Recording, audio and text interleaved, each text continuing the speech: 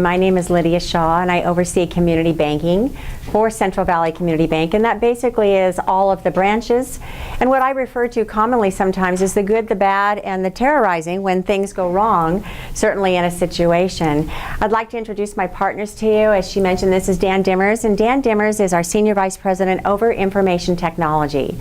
So he not only helps us with our clients, he helps us with certainly all of the infrastructure, our network security, as well as all of the PCs and everything throughout the entire organization. So today our intent certainly is to provide you with information and sharing, not to scare you, but to hopefully make you aware and maybe put some best practices in place.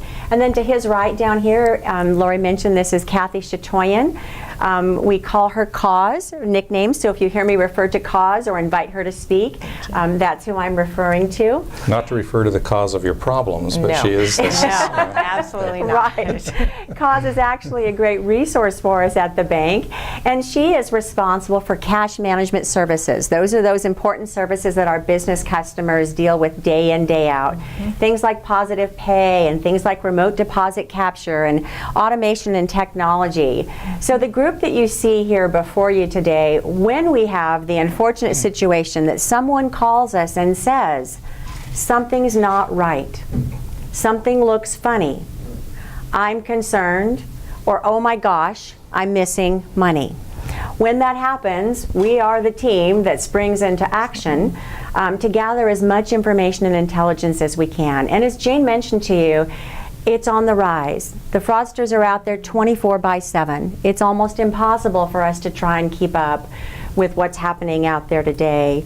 You know, and I do want to thank all of you for taking the time to come in, because this is an investment in your opportunity to learn and to safeguard your business, your personal finances, those surrounding you, anybody you care about, whatever tips you have today, please feel free to share those with others.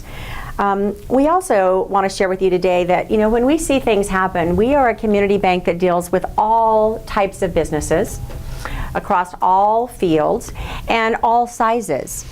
So there are some statistics out there today that tell us that a majority of the fraudsters have a tendency to attack the small to medium-sized businesses.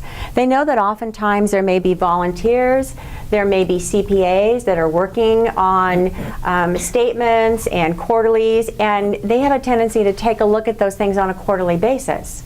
And you're going to hear us speak to you today and share more often that we want you to look at things commonly. We want you to look at them consistently. We want you to look at them. If you don't look at your statements every day or go online and do those types of things, we're going to invite you to do that now and to start those practices right away. Data breaches and the information that's out there today in the community, certainly many of them are also targeting nonprofits. So are any of you today serving on boards or represent boards? Yeah. Also the religious sector and the faith-based communities. We've had our fair share of people calling us in a panic mode because they've had situations or concerns, let's call them concerns at this time, about their activities regarding their church, their congregation, maybe different boards, different schools tied with the faith-based community. So those are all frightening aspects as a whole. Do I have anybody here today that is solely responsible for information technology? Okay. Sometimes we all wear different hats. I would imagine as business owners or partners in a business that you all wear different hats. We do too. And when that happens sometimes, our concentration on some of those key elements and the important parts have a tendency to get a little bit dissuaded because we're so busy doing other things. So it's important in our organization, and we'll talk about this in just a minute, some things that we've done at the bank. Because I will share with you that over the course of, I've been at the bank 11 years, my partners here, we've got 15 plus years. We have a lot of tenure at the bank, and I care not to tell you how long we've all been in the industry, a long time. So I remember a time, and many of you might be able to relate to this, when we first introduced ATM machines. And I was one of those people that stood out there and showed people how to insert a card and how to use an ATM card. And we thought, okay, what are the fraudsters going to do? They're going to steal an ATM card. Maybe they're going to get a hold of a PIN because someone writes a PIN down on something like that. And those were some of the extents that we saw initially. Now, when we deal with cybercrime, it crosses all platforms. I mean, it's from emails to wires to just about anything that we see. And we will discuss some of those various aspects. So I'm going to call your attention now. If we can take a look up at the slides. And I know that this looks like it's a little bit tiny, so I hope that everyone can see this here. There's 6 key elements that we're going to touch on today for you regarding this presentation. And it is about risk management. It's about the risk and the impact. Dan's going to speak with you about what we call the threat vectors.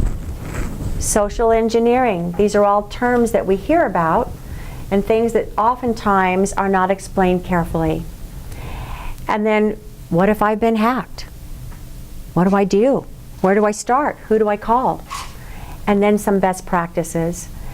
And as they mentioned earlier, and Lori mentioned, we will have time for question and answers at the end. We're happy to try and field 1 or 2 questions throughout the course of the conversation today. But if we can save them for the end, then we'll go ahead and write them down and make sure that everybody can hear them all clearly too. And I'll go to that next slide. This is representing where the bank has been over the course of a number of years, moving from a tactical risk management perspective to a business risk intelligence. And what I mean to say by this is that I mentioned that this team springs into action.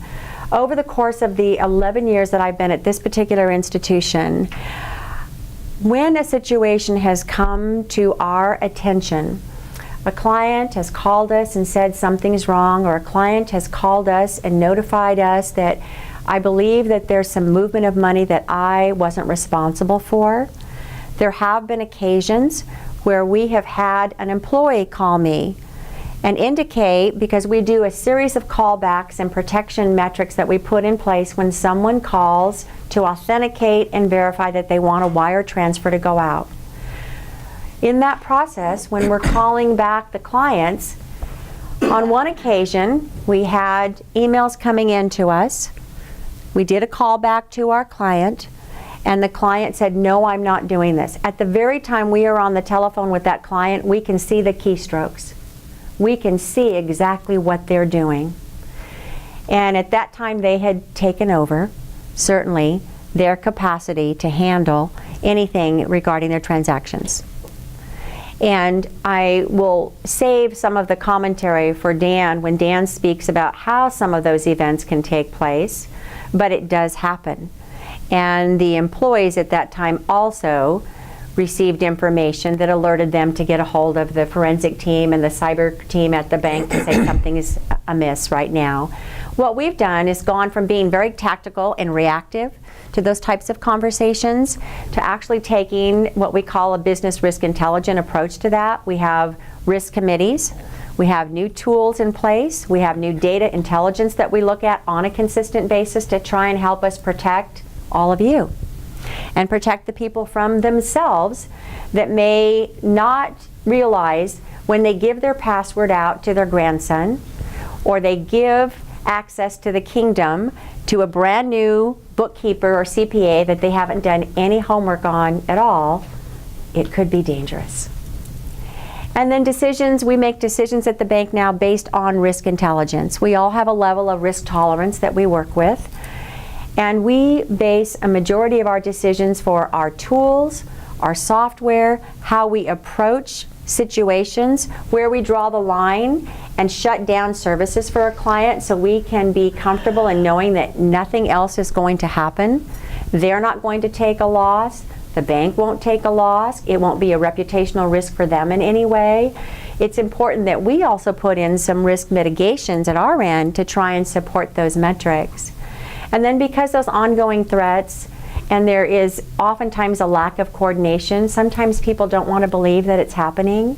People don't want to believe that their loved one who is within their business, or a person that's been with them for 30 years, could possibly do something like that to them. It's unfortunate, and we do see that. Lydia, if I could just, Sure. I wanted to add a real quick thought about that too, because Absolutely. I think what we mentioned when we first started our conversation was, it used to be that the idea of getting breached at some level was unlikely, and if you got breached, it was a really bad thing. Well, we don't live in that world anymore, so we have to approach things from the idea that it's probably likely that most of the people in this room at some point in your activity is going to face that. You're going to face some level of breach. Well, if we approached it from a reactive standpoint and we wanted to try and prevent that, we wouldn't be able to offer you banking services. So unfortunately, we live in a world today that the very fact that you open up your laptop and you open up your computer, you are introducing a level of risk in that environment. And so we have to approach everything that we do from likelihood. How likely is something to happen? How likely, what's the impact that's going to have? So I just wanted to make sure that we set that stage for you when she's talking about risk, that we're really talking about the fact that we all approach it from the standpoint that we want to try and minimize the likelihood of you being impacted, fully recognizing the fact that we can't make that we can't drop that risk level to zero. We can't make it go away. Yeah, thank you, Dan, very much, absolutely. Some of the risks and the impacts to you, and we think about this certainly within the organization at the bank, can be a disruption of your business in some fashion. There can be some varying levels from negligible to a catastrophic impact, shutting you completely down. Negligible could be potentially that someone didn't update software patches. Someone forgot to shut down modems. Someone left the keys to your server room wide open.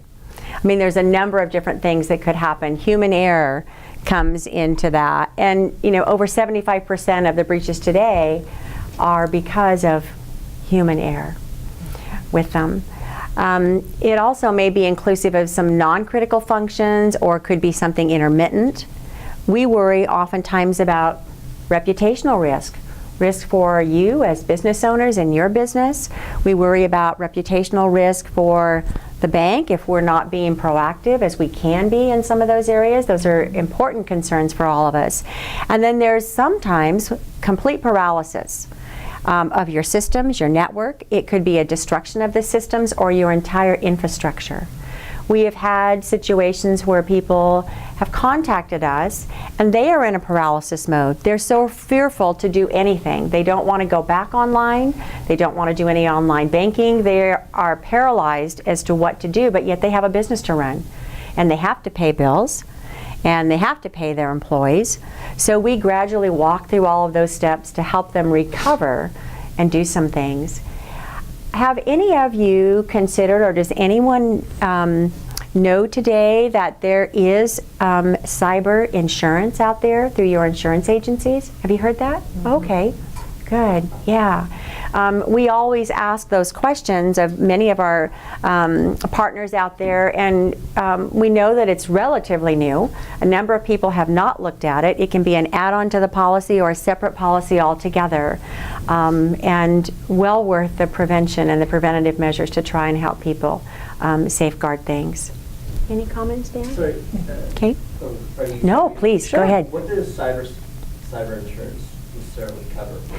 There's a number of things that will cover. It will be recovery. It's going to help you. And we put a packet in front of those of you that have packets there. There's a packet that we put there. The number one carrier for cyber insurance today, to my knowledge, is Travelers Insurance. And so it will tell you specifically in there what it covers. It's going to be recovery. It's going to help you do forensics. There's just a number of things depending on what you buy. So I share that with you so you know that it's a good tool.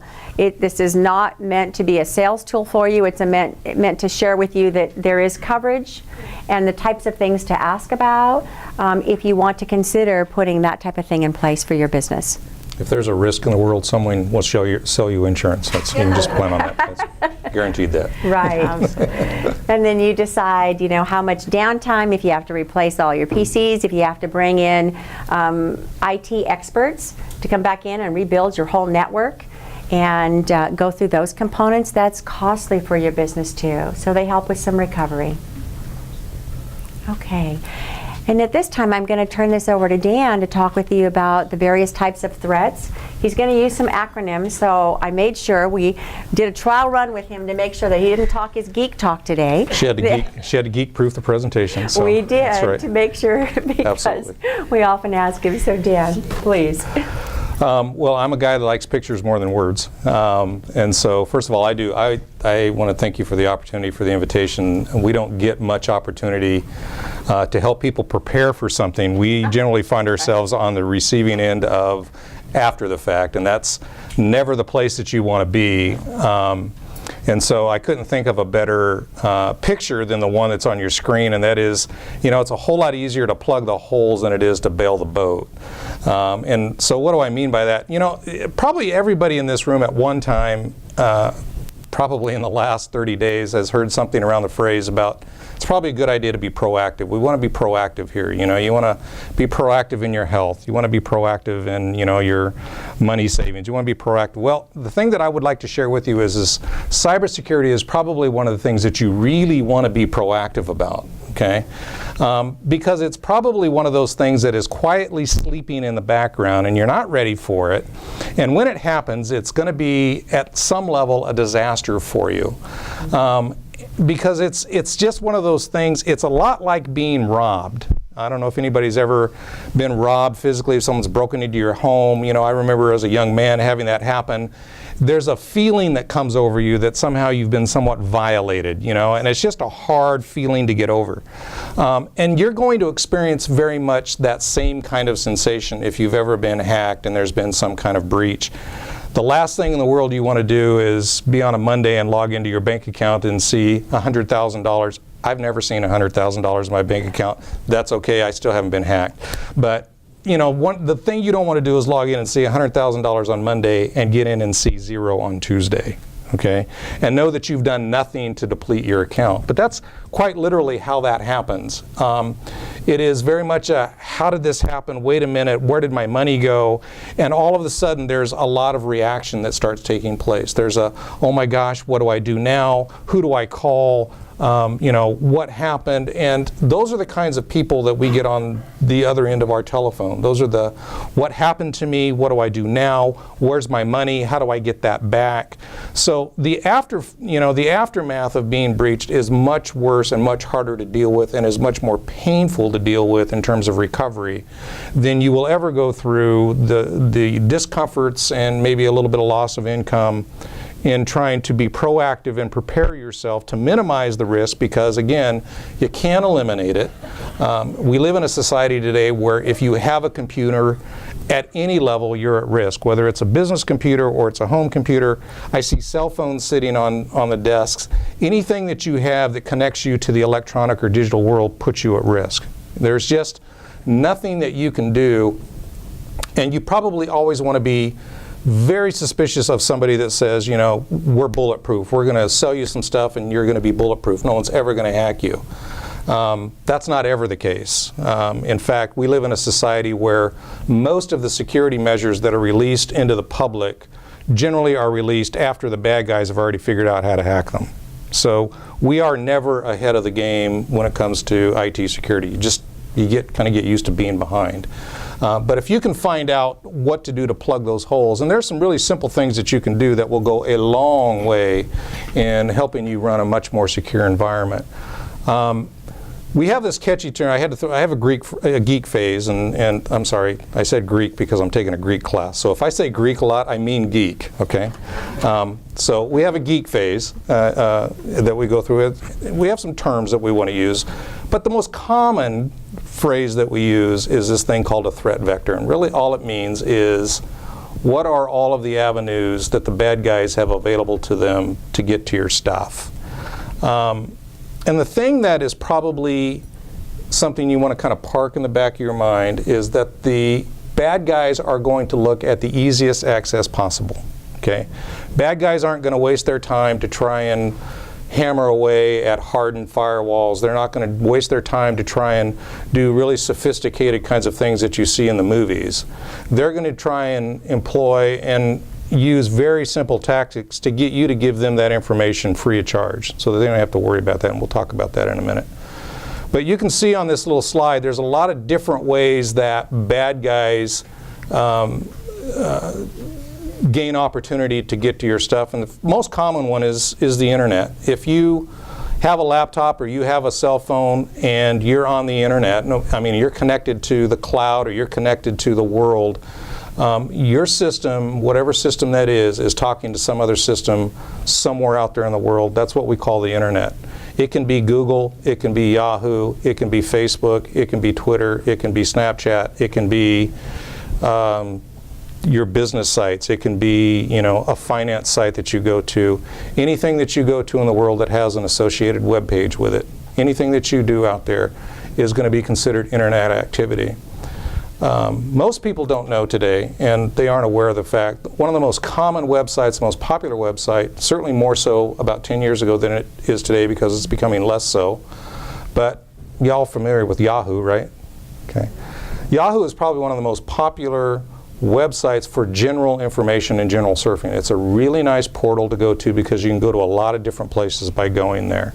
Yahoo has one of the most popular web-based email sites. So most people will have some kind of web-based email that says dan.dimmers@yahoo.com or dan.dimmers@sbc.global.com because AT&T actually owns Yahoo. Okay. Yahoo is the most popular site for malware of any other website in the entire world. It is the most common portal for malware, and it has been criticized widely for that. That's how Yahoo makes their money. Yahoo makes their money by selling online advertising, and they're not really they don't scrutinize who they buy that advertisement from. And so quite frankly, when you get to Yahoo, you will notice when you open up the web page it is quite busy. There's a lot of stuff that's happening, a lot of colors, there's a lot of activity on the website. All of that from my world, from a cybersecurity world, spells bad. Because all of that activity or all of these other websites in the world that are hammering away at Yahoo, trying to get Yahoo's attention for the purpose of trying to get your attention, to get you to click on something, and all along, while you're on that website, those advertisers are downloading trackers or some kind of cookie or some kind of information to your computer for the sole purpose of tracking your behavior. Not all of those guys are above board. A lot of those guys are simply going to be out there to try and get a hold of your stuff. They want to get your stuff. And so that's how all of that starts. So the internet certainly is the most common thing. Another very, very common thing that you've seen today widely is credit card use. Target, recently, not too long ago, had a horrible breach that they went through. Equifax, it's widely popular right now. It's all over the news, and it's creating a wonderful headache for us at Central Valley Community Bank about there isn't a person in this room that I can guarantee you that doesn't have information on Equifax. If you've been breached, that information is out there in the wild. It is there for somebody to use or somebody to buy or sell. All of your credit card activity, every time you use your credit card, whether it's a debit card or a credit card or a gift card or whatever, you are swiping that card through a machine that is connected to an internet, and if that machine isn't hardened, what we call hardened, meaning that it's got proper software to prevent hacking, that information is going to be exposed and people can gain access to that very simply. The little blue box down there underneath Uncle Sam, and I'll get to Uncle Sam in a minute because the United States is really not a threat vector, even though some people might think it is today. That little blue thing is an icon that we use for signifying routers. And what do I mean by a router? Everybody, whether it's in your local business or it's at home, you connect to the internet via something. And it's either a Comcast, what we call a modem, cable modem, or something that connects to AT&T or DSL. That's called a router. And all that box does is it allows internet traffic to move back and forth from the internet to you and to your computers within your home. You can buy them dime a dozen. You can go to Best Buy and you can see shelves upon shelves, Linksys, Netgear, Cisco, all kinds of companies make routers, whether it's for personal use, small business use, mid-level business use, enterprise level at the level that we work at. It is a very common tool. The thing that they don't tell you about routers is that they're very easy to plug in and get working, but sometimes if you'll take just a few more steps to go through the security and the hardening process that they walk you through when you install these devices, most people don't do that. And as a result of that, the routers that you have at home, maybe the routers that you have in your business, aren't as hardened as they could be. There are some things or switches or things that you can do on those to really make a big difference as to how secure that is. If that little router isn't secure, everything that connects to that router is not secure. And that's just something that you kind of have to keep in mind.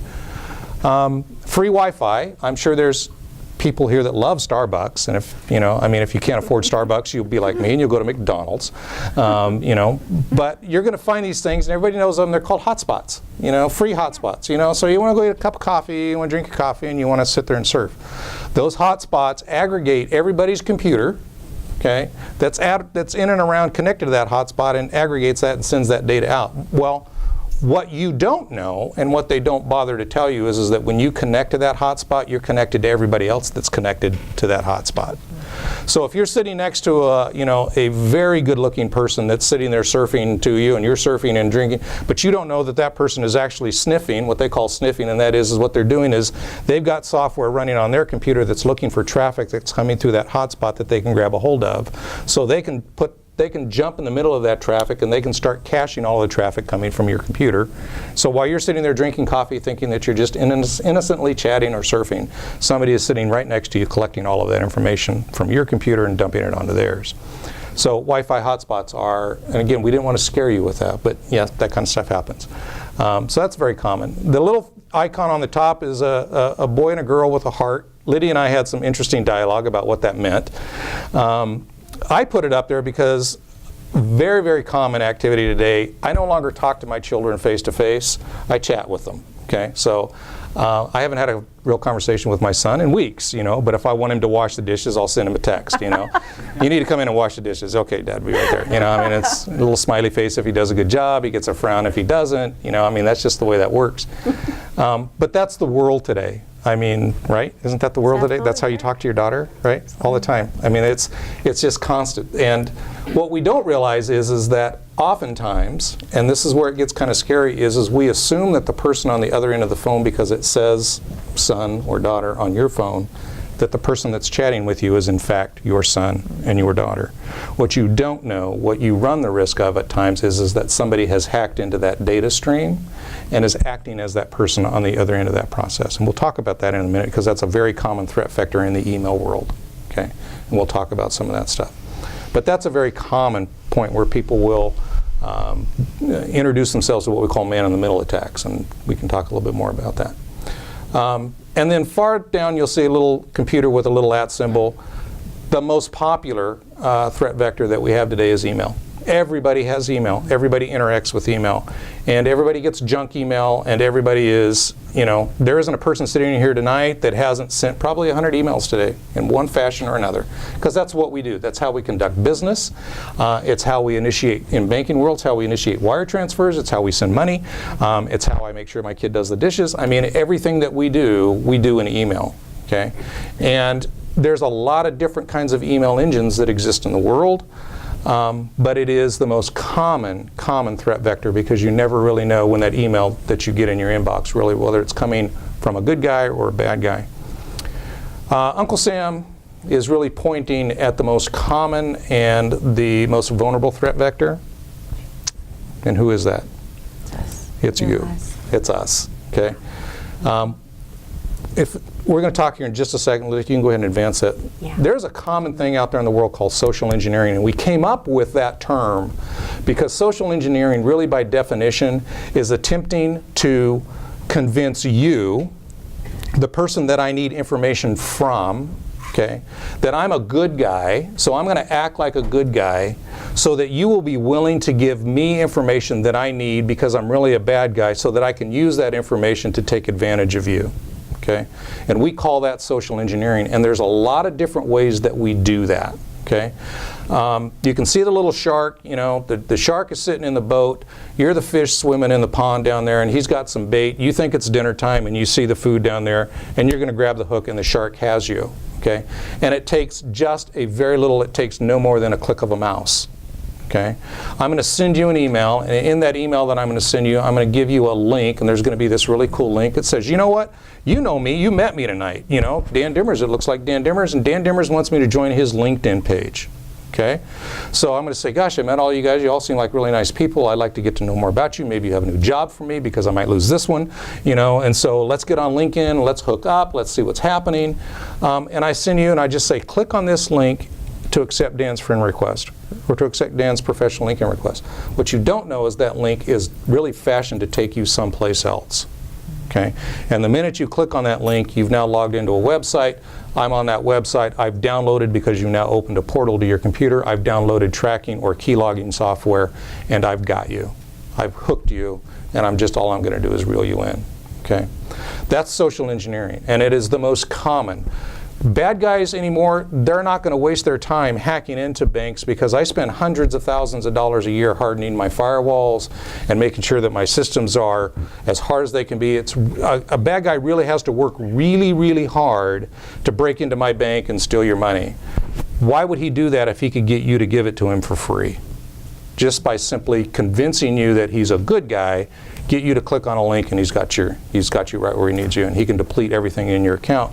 And we deal with that several times a year, unfortunately. That's what we run into.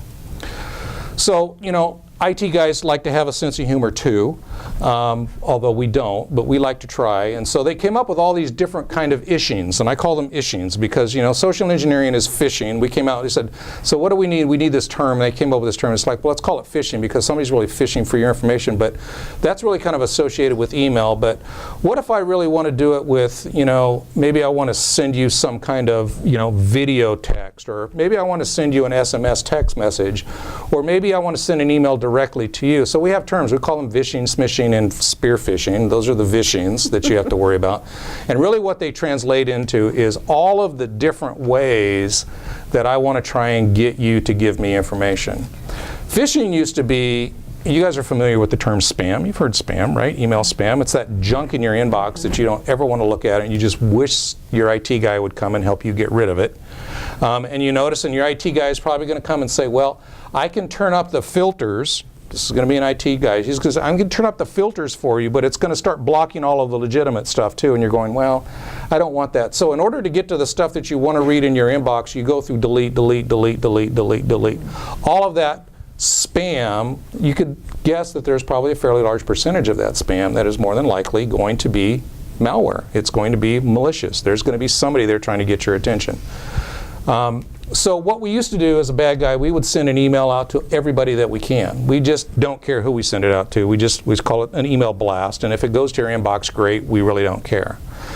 But as a bad guy, we started thinking, you know, if I could really make you think that I'm sending you an email, not just everybody an email, but I'm sending Kaz an email, or I'm going to send you, Lydia, I'm going to send you an email. Okay? And you're going to know that it's from Dan Dimmers, and you're going to say, well, I know Dan. And so your trust level of that email is going to climb immensely, right? I mean, you open up your inbox, you see an email from somebody, your husband, your wife, whatever. You see that person, you're going, well, I know exactly who that is, and you automatically are going to start interacting with that email. That's exactly what I want you to do. There's a lot of different ways to do that. I can do that through some form of video interaction, some kind of text messaging, or I can, you know, send it directly to you. We call that directly to you. We call it spear phishing. So I'm phishing directly for you. I'm not just phishing. I'm phishing directly for you. We have things called spam. We talked about spam. We all know what that is. Malware is that stuff when you go out to Yahoo that it downloads onto your computer that goes into your temporary files. You don't know anything about, but it just kind of happily sits in the background and it watches what you do. Anybody use Facebook? Okay, if you're an older guy, you still use Facebook. Nobody uses Facebook anymore, right? You know, I talk to my kids and they go, Dad, what's Facebook? You know, okay, I use Facebook, all right. So I notice that when I go out, because you know what, I also use Amazon. Anybody use Amazon? Okay, there we go. Okay, all right, so you can be young and use Amazon, right? Okay, I notice that when I go out and I buy something at Amazon, and then I go to Facebook the next day, do you notice that the ads on Facebook are very similar to what I just bought on Amazon? It's like, how did they know that? It's kind of like because Amazon's smart enough to say, and Facebook's smart enough to say, we install trackers on your PC, we watch your behavior so that we can target you to sell you stuff, okay? Well, that same kind of process is used for malware. I want to watch your behavior because I want to specifically try and direct you towards something. The two worst things that we see and the most common things that we see, I don't know if you guys remember, it's been about 3 years now. Do you guys remember the Sony breach? Do you remember you guys remember on the news the Sony breach where guys logged in and they stole all kinds of movies? They installed something called ransomware. Yeah. And ransomware is the big fear that we fight today. What ransomware does is it downloads software to your computer and then it locks your computer up and it says you have to call me or you have to do this and you have to pay me money.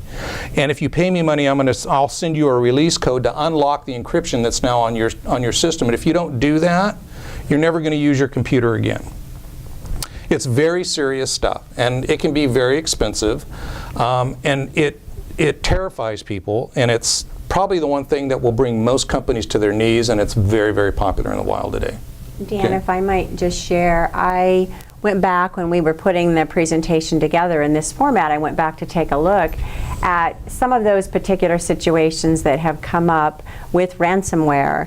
And there is a hotel in Austria, some of you may have heard or read about this, it's called Sea Hotel Jagerwort, and that hotel was recently attacked with ransomware where they actually locked down all of the key codes for the room cards. Pretty frightening. I see Lori shaking her head back here. Pretty frightening situation. Not once, but 3 times did they do this with the hotel, asking for ransom to be paid. The hotel went into paralysis, certainly not knowing what they could do. There are varying stories about whether or not they had people in their rooms that couldn't get out or people that were locked out of their rooms. The hotel, certainly that's a reputational risk type of situation if you're going to have guests that come back to that particular hotel. Have indicated that no, it only impacted every new guest arriving. We could not use those cards that would have been associated with people entering their rooms. So, you know, none of us may know for sure. What I do know, and the forensics have told us all, that they paid ransom 3 times in that particular situation. You know, very, like Dan said, very, very common type of attack that's out there. I would hope to believe that they have hired a whole new team and, you know, that's not going to continue for them. I believe that the hotel is still up and functioning, a 5-star hotel in a beautiful resort area. That was one of those devastating situations. You know, and the downside about that too is that, and it's something as a small business owner that you really have to take into consideration is, regardless of whether you've been hit with ransomware, whether you pay the ransom to get your systems freed up, or you pay an exorbitant fee to try and get your systems cleaned, it's going to cost you a lot of money. It is, once you're in that environment and once you're in that cycle, it becomes very, very expensive, and it becomes expensive quickly. And quite frankly, we're small businesses because we don't have, you know, an unending amount of money. I mean, that's just the way it is. The last thing is probably the most, to us, the most destructive to you, and that is what's called a keylogger. So what a keylogger is a little piece of software that has been downloaded by the bad guy via all of those other sites that we've talked about. And that little software sits there and it records every keystroke that you make. Well, what do you use your keyboard for mostly when you're logging into something? What do you type in most commonly? Your passwords, okay? Passwords are king, okay? If I've got your passwords, I've got your stuff, okay? Maybe, you know, you can say, well, that's okay, you've got, you know, 2-step authentication and you have to put in a challenge word. Well, guess what? If I'm logging your keystrokes, I'm getting that information too. So keyloggers can be very, very destructive because they sit there very quietly, and so a bad guy will install the software and then go away, and they go into an environment, we call them sleepers, because they will sit and they will just simply cache that information for a couple of months. You won't know anything's wrong with your computer. It will function completely normally. You wouldn't know the difference otherwise. And then suddenly you wake up having looked at your account on Monday, you look at your account on Tuesday, and your accounts are gone and they're depleted. And so keyloggers are incredibly destructive. And so in fact, Lydia had mentioned earlier in our presentation that we find that there have been some faith-based organizations that, you know, obviously they're nonprofit organizations and they are highly dependent upon donation. We had a situation with an organization where they were attacked with a keylogger, and a person got in and depleted their entire donation account, or at least, well, a significant amount of it anyway.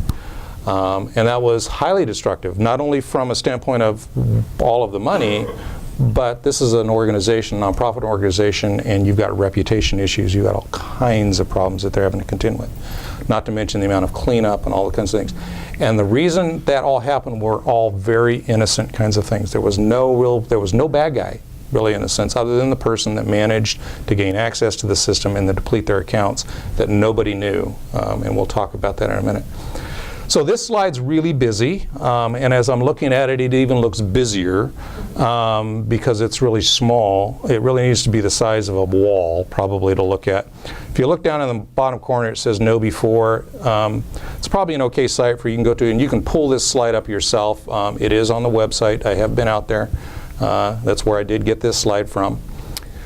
It's worth studying, and if you get a copy of the slides when you are done and you walk, if you've got some time later on to do that, I would encourage each of you to kind of go back and just look through this slide, because what this slide is doing is it's kind of breaking down for you what a common email looks like. Because if you can just have a couple of key things to look for when you open up your mail, you'd be surprised just exactly how far you can get in determining good emails from bad emails, okay? There's always some telltale signs in an email to look for. And I'm just going to mention two of them to you because just for sake of time, and you don't want to hear me talk all night, I'm certain of that. The first one is that you always want to look for your first key indicator in looking at your emails is looking for misspelled words and poor grammar, okay? I don't know what it is. If I'm going to be a hacker, I'm going to take an English grammar course. I mean, because notoriously the grammar is going to be very poor. The sentence structure is going to be fragmented. The spelling of the words, there will be capitals where there shouldn't be. There won't be capitals where there should be. So just by taking a few seconds, whether it's in the subject line, whether it's in the email to address, whether it's in the body or the text of the email, read it meticulously. Read through the process if you're uncertain and see if you can spot any grammar issues or any spelling issues. If you see that in there, it's probably a pretty good sign that you've got a bad email on your hands. The second thing that you can do that I think is really, really common is most emails that have malicious content have one of two things. They either have a link or they have an attachment, okay? And you won't be able to tell a whole lot about the attachment unless you open, which I don't recommend that you do that. On the link, however, a lot of times what you'll see, remember I used the LinkedIn example a few minutes ago. So if I'm sending you a legitimate invite from LinkedIn, if you were to open up your email and with the mouse of your computer you were to hover over that URL, it's generally blue underlined URL, you will see a little pop-up box that comes up that will tell you the exact and complete address of where that URL goes to, because you can put an internet URL in there and you can give it a fancy name, Dan's Facebook page or something, but the actual address is really quite long and quite sophisticated and will fill up most of your body of your email, and they don't do that, so they make these short names. But the actual, if you hover over that URL, you will see an exact email. 9 times out of 10, if it's a malicious email, that hovering will be a very different website than what the body or the intent of the email is. It's very simple to do. In fact, that's the common thing that we use in our bank when we do our social engineering testing every year, which we do often. We will craft emails that have malicious links in them just to try and get you to click on a link to show you what that activity is. Just practicing those two events alone. Recognize the sender, make sure that you know the sender, and so we say when in doubt delete it, but make sure you know the sender, make sure that it's being sent to you, okay? We promise you the IRS won't send you an email and tell you that they're going to be at your door to arrest you if you haven't paid your taxes. If the IRS wants to get a hold of you, they will know how to do that. If there's any kind of anything that looks like that in the email body that's asking you to interact with it, you certainly want to be suspicious about that. That's the most common thing. Yep. I will say that for a while when I was hooked up to a new company's email, that I was getting malicious email, it looked like it was coming from the boss saying, hey, I need you to do this wire payment today. Right. Yeah. But when you look at the actual email address, it wasn't his Correct. email. Yep. Yes. So at first glance, it looked like it was coming from him. Yep. Yeah, and we call plug that it. spoofing. And that's exactly what it does. It wants to lead you down the path of thinking, well, it's from the boss, I better open it. Obviously, it makes pretty good sense.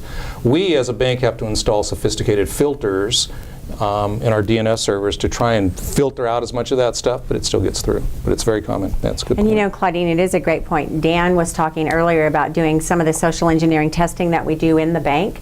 We've made it a priority to do some testing every couple of months, and we go back out to the entire team within the bank to see if they are, as much training as we do, as much coaching and education, are they vulnerable? Are we vulnerable to them clicking on something? And it's the type of testing that Dan is mentioning, that we have an outside firm under Dan's guidance come in, and unfortunately, yes, we have employees that will say, well, that looked like it was coming from Dan. That looked like it was coming from Cause, or Lydia, you sent me that email. So, you know, we have taken those extra steps to reinforce to all of them how easily it can happen, and to assure them that this is going to continue to be a part of our best practices. Absolutely. Yeah. So that's it for the horrible news. Now you can talk about the really Okay. horrible news. So, what happens if you've been hacked? Cause and I are going to just share, you know, we've covered some of these types of things for you now. So if you've been hacked, if you're suspect, I think that's the biggest component for us. Is we've had people call us to say, I think something's wrong. It looks like 3 or 4 transactions that I'm seeing. I didn't do them. Can you please look for them, verify them for me? And when we start having the dialogue with them and we start having additional discussion about, well, tell us what you saw. Tell us how long you have been having a computer that's slow. They'll tell us, well, you know, it's been slow for 2 weeks.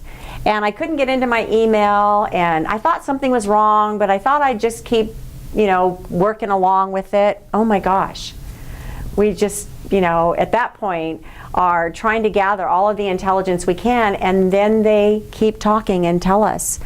I hired the kid down the street because I thought he could come in and help me. I was having trouble with my network. I know nothing about him. He wasn't licensed, he wasn't reputable, and lo and behold, yeah, money's missing. 9 times out of 10, Cause, wouldn't you agree? Those are the kinds of stories that come up. So, you know, when we speak about paying close attention and being suspect, that's exactly what we want them to do. We want you to be suspect. We want you to call. We want you to ask those questions. Certainly if you see an outgoing wire, if you're locked out of your accounts, you used to get into online banking and all of a sudden your passwords don't work anymore. It's a red flag. That's an absolute red flag. Your passwords have been changed perhaps. Cause, I know We had a circumstance recently that happened happened with regards to an email where a client reached out to us, some money was missing, and said that I went into my computer, it's been slow for the last couple of weeks, and then I couldn't get into my email. So I went into forgot password and I changed my password, and then I was in there working. And then the next day I couldn't do it again. And I didn't understand really what was going on. And that was one of the first things that we said, if you're not changing your password, someone else is to gain access to your computer. And that's what transpired. They were on a network, because many times computers are networked within your company. We need to shut it all down, not just your computer, because they're all linked together. Those are some of the things that we deal with. From the inside looking out, what we try to do is understand the habits of our customers. I work with business clients, and we work with them on a daily basis with regards to emails, to payroll, to taxes, and things of that sort, that they have employees, users, for lack of a better word, users doing different functions daily. One of the things I share with my team who works with me daily is to understand, pay attention, learn the habits of your clients. So if we see something going through that doesn't happen on a weekly basis, to please alarm us so we know, so we can make a phone call, not an email. Pick up the phone, talk to our clients to say, we're seeing something that looks unusual on our end. Before we accept this, is this something that you have done? And we make sure we talk to the appropriate people that are doing it so we can do that. And Cause is referring to things like maybe they have a bonus, maybe it's bonus time, and instead of payroll dollars being a certain dollar amount that we customarily see, now all those dollar amounts are upped by $4,000 and $5,000. Those are the types of things that we look for in different behaviors, so we can understand. And when we call and they say, oh yes, it's a bonus time and we're paying out extra bonuses, that's great. If we've called and verified and can validate those types of things, then we know, and we try to make a notation of it, so the following year or that quarter we verify with them when we go out and meet with them. Tell us about the types of things that might be different in your habits, whether it be your payroll accounts or your general accounts, things that would not then necessarily alert us or alarm us, because we're going to spring into action on any of those types of things. Exactly. When things do come up, if the individual at that point is really paying attention, we want them to stop using their PCs immediately. Just stop everything. Stop, look, and listen is what we tell those clients, and contact us with the details. We're going to want to know the details. We're going to ask you specific questions about who has access, the networking capacity, how many PCs are there different people that come in and out, do you have temporary employees that have come in and assisted you, have you had an IT person come in and work with you recently. We're going to have a lot of questions for them, and we're asking those questions so we can try to get to the root cause the best possible way in the fastest manner.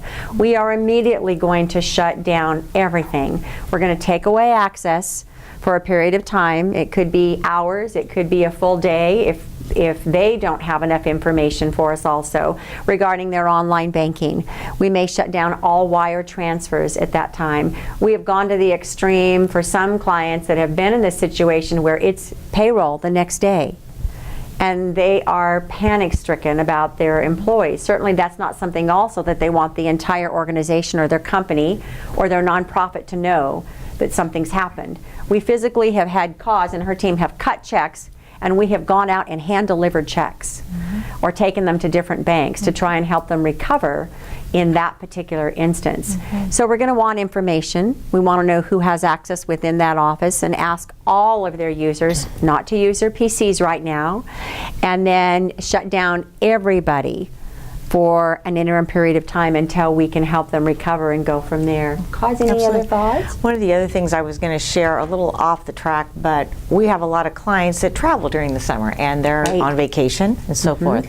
We usually ask, we always remind our business clients to please let us know if you're leaving the area or you're going out of the country or to another state. Many times you think, I can run my business, I'll just take my laptop with me and I'll just take my iPad, and they're on another website and they're trying to get in, or they're trying to check their balances, or doing whatever they're doing. Well, we can see, we have software in the back end that we can see that they are not logging in from their normal place, which they log in. So we are immediately looking to see, is this client, it's coming from Canada. Are they traveling? And we've not been notified. So we try to share with our business clients, if you are traveling, please let us know. That goes for credit cards, debit cards, and any online device that you're going to be using, so that we know. Because we want to call you to see, are you in Canada actually there, or is this something that is happening that you're not aware of? Yeah. And I'm sure that many of you can attest, just even with our own personal accounts, that when something happens, it's a hassle, right? To close accounts and to get new plastic ATM cards or debit cards, it's a hassle to close out your accounts. And as a business owner, it's awful to have to shut down 10 accounts, 30 accounts, 40 accounts, depending on how you run your business with it. We do not want to have you in that position, but oftentimes that may be the cleanest and safest way. So when your institution does ask you about certainly closing accounts down, there are some options to that, and there are some new tools that can assist with those kinds of things, but 9 times out of 10 you're going to be asked to shut down everything and reopen all of those accounts. The other important thing is to contact your local police department. Oftentimes there may be other cases that they're working on. We will always ask you to go out and open a police case, especially if there is a potential loss or a loss. We want you to create a chronological order of the events so the police and the bank will know, because the police detectives will ask for that same information, and be prepared to file that report even if you suspect that there may have been something malicious within your organization. Maybe it's a trusted bookkeeper that's been with you 30 years. We've seen the worst cases, unfortunately. Maybe it's a loved one. Maybe it is a domestic dispute and someone is moving money around or closing accounts or changing passwords. Excuse me. There may be a number of things that come up in those particular situations. So we don't take anything for granted at this point, and we start from square one with every single client. Talking a little bit about best practices, I'm going to turn this over to Cause or Dan, and just talk a little bit about some of those things? Because I know, Dan, Cause, go you deal ahead. with those a lot. And Dan, how about you? Yeah, you want to talk a little bit about monitoring and reconciling bank accounts, because that's what you do better than I do. We work with clients every day because we're dealing with payroll, as I mentioned earlier. We're dealing with taxes and things of that sort. So one of the things that we do, we have clients every morning. It's the first thing they do. They're on as early as 6:30 in the morning because that's the first thing they do. They go into the bank account. They take care of their banking before they start their day because they're not bankers. Our business clients aren't bankers. They don't want to do that. They want to do what they love to do in their life, which is their job and what they're doing. So many times our phones start ringing as early. And I know we talk about traditional banking hours. Well, I don't know that there really are. When most of us are at work at 6:30, 7 o'clock in the morning, and we're there just as late that in the evening. But that's okay, because if something is going to happen, we want to make sure that we're on there. We share with our clients who have online banking, just go in and look at your account every day. Just look at it, see what's there, make sure that you have checks. If there's checks that you've written that they've cleared and not. We have a product that's called Positive Pay that we utilize for a lot of our business customers, which allows you to take your electronic check register that you have and upload it into our online banking platform. And what it does, it allows you to match those checks that you've written on your register to those that are clearing, and allows you to look at those every day to say those are matches, and there's these 3 to 5 items that don't match. So open them up and look at them and see if those are actually checks that you have written, or see if the payee is incorrect, or see if it's an ACH that you didn't authorize. So those are some of the things that we look at every day, and it is because of the different threats that we're having, it's something that's becoming very, very positive. So if you, and it's something that all of our clients are becoming more and more aware of it. I know we started with this product a couple of years ago, and we have well over 50 clients already that are using it, just because of the severity of the different frauds and the different things that are going on in our banking world today. So those are some of the things we And look Cos at. mentioned some of those alerts and monitoring for your online banking software that are available, things like the Positive Pay, different Sure, alerts. You can set sure. different thresholds. If my balance falls below 1,000 or falls below Right. 10,000, it's so important to try and put those mitigations in place, put some of those alerts out there for you, so you are notified that something looks unusual or different than what you had intended. Never, never, I know Dan will attest to this over and over again, never share your passwords with anyone. Turn off one. Additional best practice is to turn off your internet modem when it's not in use. Would you like to just touch on that, Dan? I know you shared some Sure. things with me.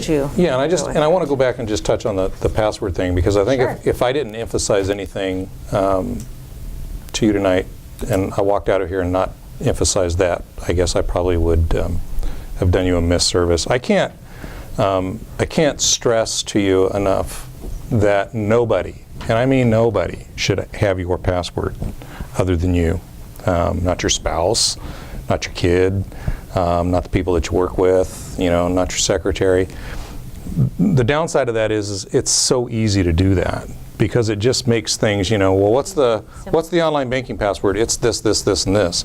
And so you've got 3 or 4 people within your organization, or in your business or in your family that are all using the same password. All you've done when you do that is that you have monumentally increase the number of opportunities for someone to gain access to something, because you've added the number of access points into that system, and then you've got a lot of different people that are using that same password in a lot of different environments, and so they're spreading it out there. So you are maximizing the likelihood that somebody is going to capture that password.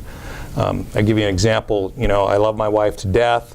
I will absolutely not let her use my car keys. She has her own car keys, She uses my car keys. She never hangs it on the rack, on the little hanger where it's supposed to go. That's where I like my car keys.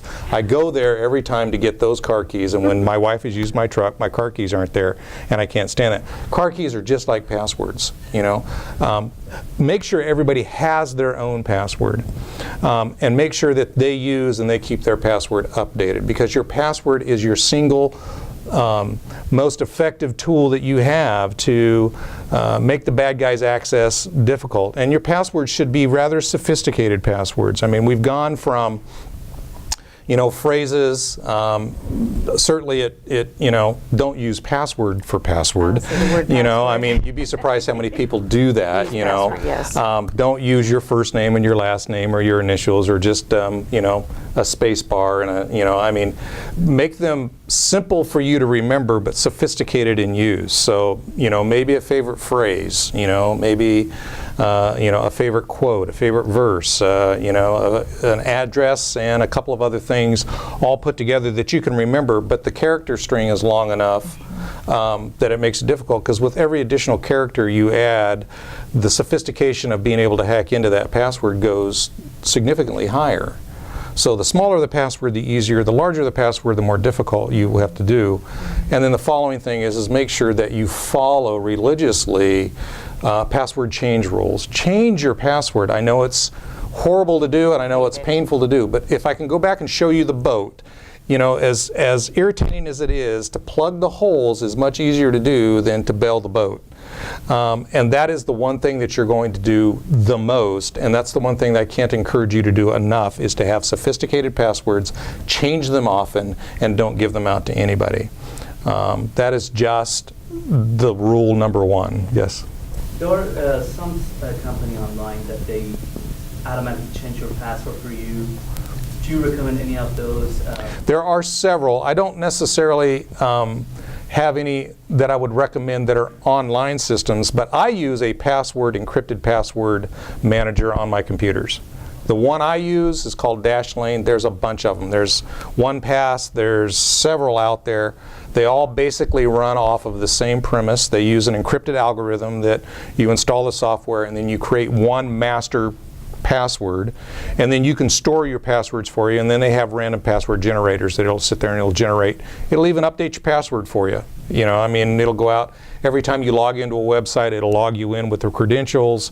When you sign up for a new website, it'll generate an encrypted password for you and a sophisticated password. I highly recommend them because it makes it easier for you, and they are rather robust in being able to do, and it also helps you. Particular software that I use gives you a little risk score that says, here's how many passwords you're using out there that are the same, and here's how many that are different. And the goal is to try and get your score as high as you can. And those are all really good practices. They're really good exercises, and those pieces of software will help you do that. I can't recommend them enough. So yeah, absolutely. Would you mind telling us what were the two that you said that are good? I use Dashlane is a popular one. There's one called 1Pass, and there's another, I can't think of the third one, I'm blanking on it. I use LastPass. LastPass, yeah. Yep, there's a few of them out there actually.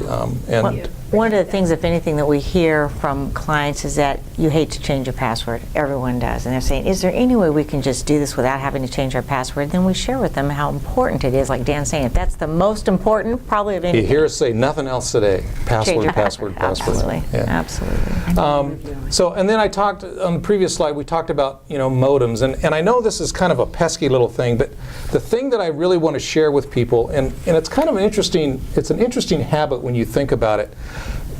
I have yet to see an internet modem that doesn't have a power cord associated with it, okay? And that means it's plugged in, and that means it has an on and off switch, okay? But like most people, I'm the same way, and you know what? IT guys never update their computers, right? I mean, nurses never go to get a flu shot. IT guys never update their computers. I never turn off my internet modem. But it's a very safe thing to do, okay? Because what you want to try and do is when you're not using your computers, like when you go to bed, okay? If you shut off the modem, what you've done is you've closed the window when bad guys can get access to you. Now that may be more difficult to do if you have a sophisticated network like I have at the bank. If I shut my internet modem off at the bank, Lydia's going to call me. I'll kill him. Okay? So there are some things you just can't shut off, and they're not designed to be shut off. But if you have a small business where you got a couple computers, and you're going home at the end of the day and it's 5 o'clock, and you're about ready to walk out of that, and you can just go over and go click and you can shut off that. What you've done is you have shut off access to your network from 5 o'clock in the evening all through the night to the time you get in the morning. What you've done is you've eliminated a window when any kind of bad guy, if they're out there sniffing the internet, and these guys do this all the time, they have these applications where they go out there and it's called port sniffing, and what they do is they have this little software and it just starts pinging all of these routers. It sends these little packets out to all these routers to see if something will respond. If they get a response from a router, then they start interacting with that router and they start going through all of the different ports on that router to see if they can gain a hold or an access into that process. Well, guess what? If the router isn't there, it's not going to respond. And if it's not going to respond, what's the bad guy going to do? They're going to move on. Okay? I don't want to catch the bad guy. I want him to move on. Okay? I just want him to look at my stuff and say, there's nothing here for me. Okay? And just move on down the road. Go get my neighbor. Just leave me alone. Okay? So it's if you can do that, I can't recommend that you do not do, please do that. Use a computer that runs industry standard software, and I'm just going to talk about that real quickly. I know we're running short on time. There are two industry standard software in the wild today. One is made by Bill Gates, and the other one is Apple. So it's Macintosh and Windows. So OS X and Windows are the two most common industry standard pieces of software that we run on operating systems. Are those the only ones? Absolutely not. Okay? There are a ton of what we call open source systems. Okay? My recommendation to you is when you're running a business and when you are using your computers for business type purposes, use industry standard software. There's a reason for that. The code is locked down. People can't necessarily get into the code. I'm not telling you, and I'm not here to advocate that Windows is a great software, because you'll never hear that come out of my mouth. Okay? But there are all kinds of systems that are written to help improve it. There are all kinds of lots and lots of people that know how to work and interact with it. They have tremendous support systems to help you with it. They are working constantly to update it, and they have controls around that software and how it's rolled out. Open source software, anybody can get access to the code. Anybody can do anything they want to with it. And it is just not a smart play. It's like, the best analogy I can give you is I love Ferraris, but I'm not going to buy a Ferrari to drive back and forth to work every day. Okay? It's best that I buy a Ford or a Chevy, because if it breaks down, there's probably 15 Chevy dealers between where I live and where I work. There's probably one Ferrari dealer in the state. So it just comes down to lots and lots of people to help you. A lot of people know the systems, and it's a good thing to do. Keep that computer patched. Use good antivirus software. There's a ton of them on the market. Some are better than others, but there's some really good ones. There's Trend Micro, there's Symantec, there's McAfee. Those are the top three in the environment. There's all kinds of new ones out. Find one, use it, make sure that you update the pattern files regularly, keep it updated. Use a good anti-spam filter for your email. If you use web email like Gmail, they generally have those systems that you can either buy for a few dollars, or some of those systems come free. And along with spam filter is good email encryption. I can't stress to you enough that if you're sending emails back and forth between customers that have things like account information, okay, or you're sending dollar amount, or you're conducting business, if you don't encrypt that email between where it sits on your computer and where the receiver is that gets it on that computer, anybody can step in the middle of that email, grab that email, and we call it what's called open text. They can grab that email and they can break it apart, and they have the same information that you have. If it's encrypted from source to destination, they won't be able to do that. So go the extra step, good spam filter, good encryption software. It's really going to help you a bunch. Did we move on? We did. Yeah, we did. I'm moving you along to the Thank you. I'm sorry. So that we can finish up. Yeah. We can also, we like to stress to you, I will say this to you, small businesses, we're families, we like, we pick our kids up from school, we bring our kids home, back to the office. It's important to try and remember to use a computer for business and a computer for pleasure. Okay? It's important to try and keep those activities separate. Do all of your banking on one machine. Okay? Do all of your business transactions on one machine. Do your internet surfing, go to Amazon, play your video games on another machine. Okay? Keep them completely separate. Don't cross-pollinate. You do that because I can guarantee you the more people that are using that one machine, it's like a glass. The more people that drink out of that glass, the more likely you're going to get infected. So if you got everybody using one computer, I've gotten tons of phone calls. Yeah, it was looking fine. My kid got on it, and now there's all these weird colors on the screen, and I don't know what he did. What do I do? And we have problems with that. As Lydia mentioned earlier, do the work, find a good, reputable IT servicer for you. Okay? Not talking Bob's Blender and computer repair. Okay? Probably not the place that you want to go. There are several in the Valley. Fresno has a ton of them that will do good servicing for you. They are reputable engineers. They are certified engineers. Find and get to know those people at those companies. Have that company come in, set your stuff up, scan your stuff for you, show you how to use encryption scanning software, have them scan your networks for vulnerability, have them help you harden your network. Do those kinds of things to make it harder and harder for the bad guy. Yeah, you'll spend a few money, you'll spend a few bucks for whatever contract services that are. It'll save you tons in the long run. There are several in Fresno, and just find one and get to know them. Where are we? Good standard firewall, like we talked earlier. Make sure that when you install a good firewall, that it is a good quality firewall, and that someone has shown you, or you've gone through the process of hardening that firewall yourself. Make sure that it is locked down as hard as it can be. Most of those routers come out of the box ready to do a lot of things. Guess what? Most routers are built today with the idea that you're going to use your internet for gaming. They're going to set that router up out of the box because they think that you're going to go out and you're going to get on gaming sites, because that's what most people do. I'm not a big gamer, okay? I want to make sure that when I get to the internet and I do my business that, you know, I'm not maximizing bandwidth so that Xbox can do what it needs to do. But your routers can be hardened to prevent that, and they can be changed so that they are restricted for that kind of access. Make sure that you do that. That's important that you do that. We talked about passwords. What's the most important thing in the world to do? Have a good solid password and keep it to yourself. Make it as sophisticated as you can make it, okay? And don't give it away. Don't give your password away. Did I say that enough? Don't give your password away.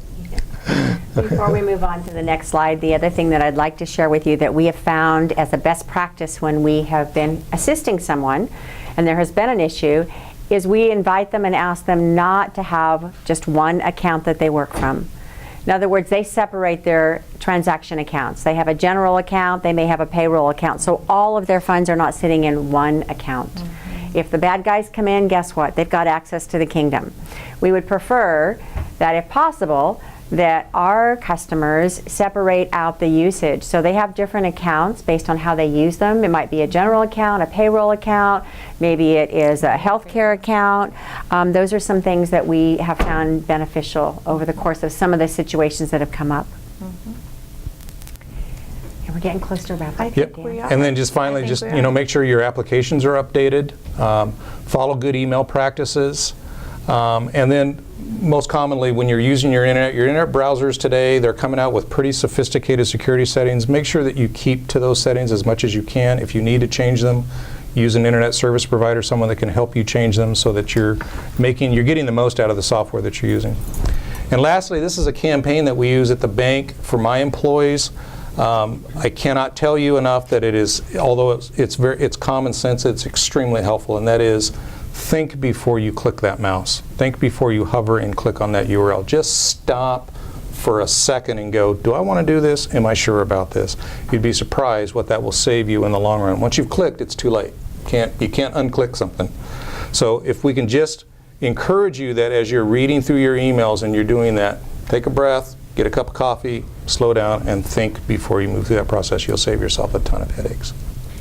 And we'd certainly like to thank you for today. I'd like to open it to any additional questions that someone may have. We're happy to try and answer as many. If it is a question that I'm not able to answer, certainly because of the sensitivity of the bank and our protocols, we'll let you know that. But we're happy to answer anything for you. I know it's been a long evening for you, and we thank you for that time. So what questions can we answer for you? And for my folks here, if you do have a question, please repeat the question, because that way they can record for them to look at this later on. Absolutely. Yeah. Any other thoughts or questions? Claudine? Is the risk the same if you click on a link from your phone as it would be if you were clicking on your computer? So, to repeat the question is, is the risk the same whether depending upon what device you use, whether phone it is? Generally, yes. Quite frankly, most people will store data on their phone that is highly sensitive. So you're going to have contacts, you're going to have contact information, you'll probably have some passwords, you may have activity that you've done. It really doesn't matter where you click the link. That's really not the issue, is when you click the link what you're gaining access to. Now, having said that, some phones are more secure than others. And I'm not here to promote one vendor over another, but I will tell you that an Android phone is built on open source software. Okay, so when we look at risk platforms on smart devices like iPhones and pads and Samsung devices and Droids and those kinds of things, typically speaking, there is an increased level of risk for Android owners simply because the type of software that they run on their system is more open source design, and so there are less security protocols around it, as opposed to an Apple product that has a much more strict protocol in terms of how they use on their iOS devices. But in terms of general clicking use, it's about the same. Thank you. Anyone else? Well, we'd like to thank you for allowing us to come in and share today. It's been really beneficial for us. We have been partners of IFB and are so proud to do that. The bank made a decision several years ago that we wanted to be connected with the Institute for Family Businesses. Family businesses are important to us, and we're just very happy to be here today and share some of this knowledge with you. So thank you. We appreciate the time. Thank you. Thank you, Laurie, and thank you, Laurie. Yeah, thank you.